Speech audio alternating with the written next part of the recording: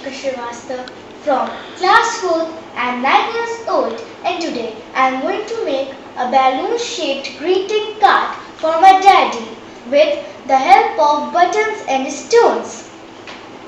So we need some colorful sheets, buttons, glue, pencil eraser, scissors and a scale. So let's start.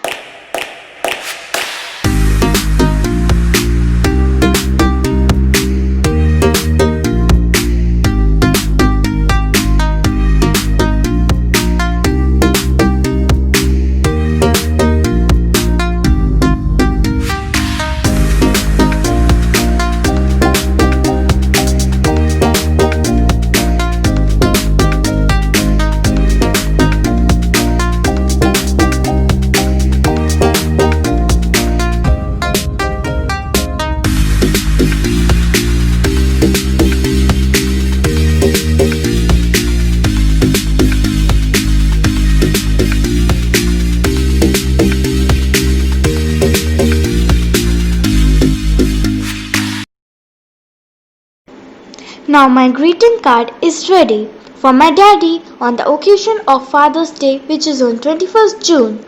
Thank you.